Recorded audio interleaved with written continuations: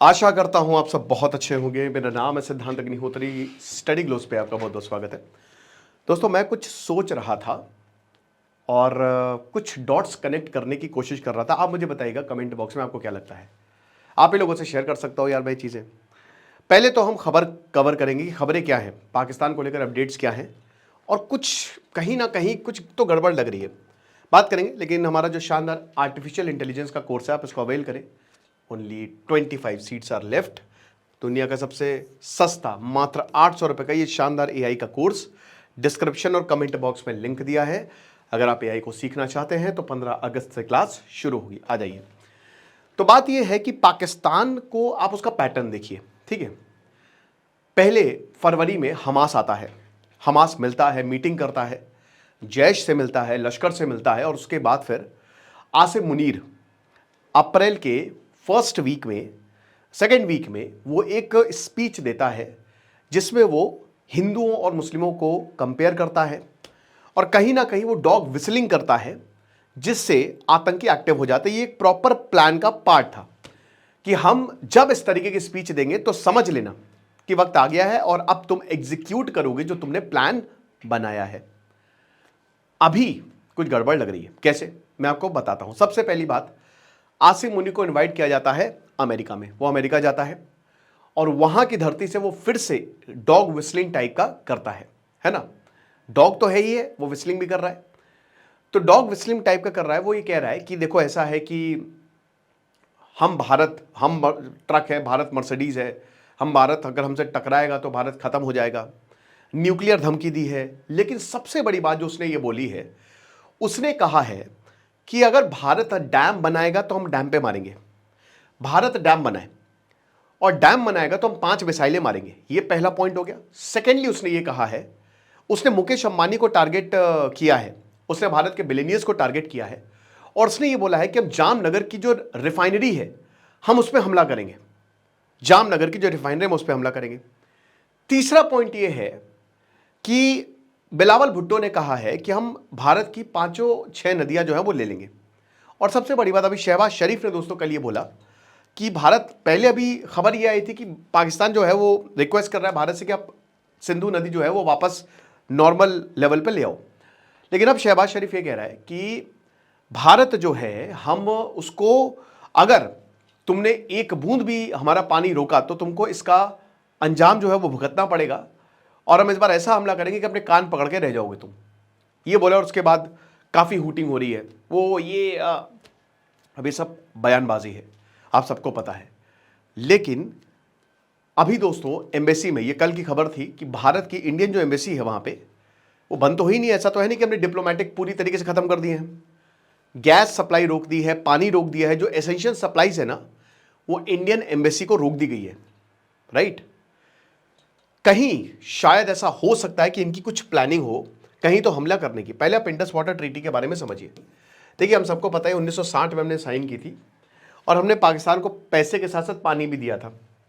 अब प्रॉब्लम क्या है? प्रॉब्लम ये है कि ये जो इंडस वाटर ट्रीटी है काफ़ी ज़्यादा अनफेयर रही, और हमने क्योंकि पाकिस्तान को दामाद बना के रखा था, तुम हमको मारते जाओ, हम तो कुछ करेंगे नहीं, बल्कि हम ज़्यादा ताकतवर थे, हम एक थप्पड़ मारते और ठिकाने आ जाते जैसे अभी मार रहे हैं। तो अब क्या हुआ कि करता गया, वो हमला करता गया और हमने कुछ नहीं किया। इस बार हमने वाटर को रोक दिया। लेकिन दोस्तों, हमने कभी ऐसा इंफ्रास्ट्रक्चर बनाया ही नहीं कि पाकिस्तान को आप उसका पानी पूरी तरीके से रोक दें। तो इंडस नदी का भी पानी पूरी तरीके से रोका नहीं गया है, ठीक है। जितना रोक सकते रोक रहे, 20-30%, लेकिन भागे तो जा ही रहा है। अभी तो बारिश है और इस बार बारिश भी बहुत बढ़िया हुई है, तो जा ही रहा है नदियों का पानी, ठीक है। लेकिन प्रॉब्लम ये, ऐसे स्टेटमेंट आपको क्यों देखने को मिल रहे हैं? The answer is dams. Bharat जो है वो अपने इंफ्रास्ट्रक्चर को अपग्रेड कर रहा है, और अगर ऐसे ही चलता रहा तो 2035 तक भारत पाकिस्तान का 80 से 90% पानी रोक सकता है इंडस का। रणबीर कैनाल जो है उस पर काम चल रहा है, पानी को डाइवर्ट किया जाएगा।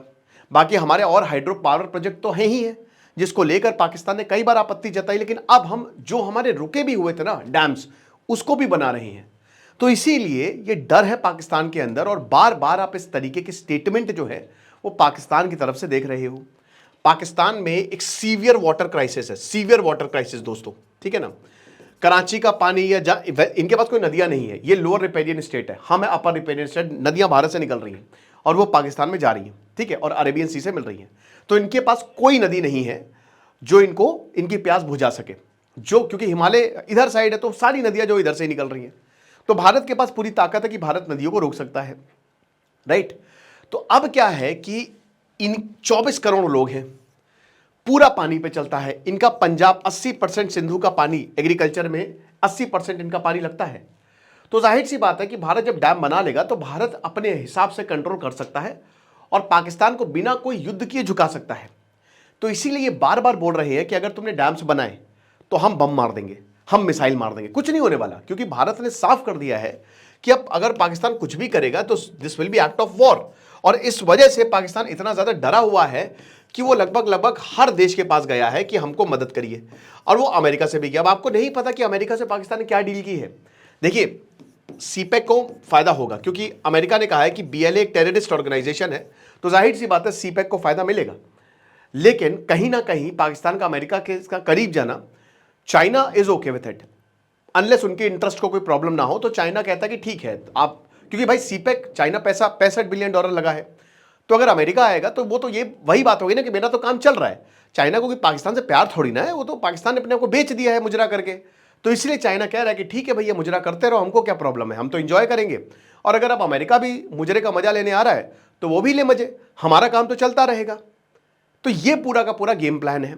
इसीलिए आप देख सकते हो, और अभी इंडिया और चाइना भी इंगेज कर रहे हैं। अच्छा, ये बहुत इंपॉर्टेंट होने वाला है कि इंडिया कैसे इंगेज करता है। अभी मैंने सुबह सुबह इस पर लेक्चर लिया था, the elephants and dragons are dancing together.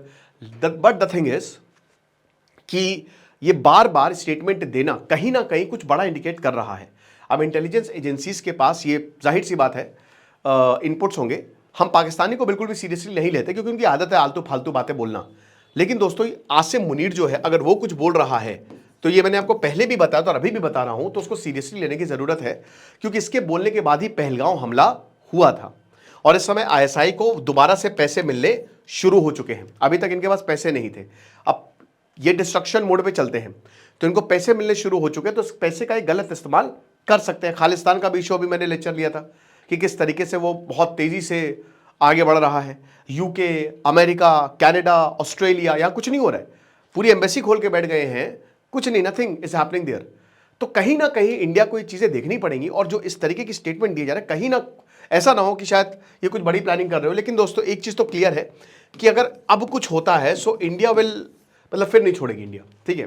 फिर तो भैया आप साथ दे रहे हो ना दे रहे हो कोई फर्क नहीं पड़ता, फिर इंडिया घुस के मारेगी, फिर भारत घुस के मारेगा, फिर हम तो कुछ सोचेंगे नहीं ना इधर उधर का, क्यों अब जो भी कुछ भी मिस एडवेंचर अगर पाकिस्तान करने की कोशिश करता है। आपको क्या लगता है मुझे कमेंट बॉक्स में बताइएगा। खुश रहिए, पढ़ते रहिए। जैसे सिद्धांत अग्निहोत्री, साइनिंग ऑफ।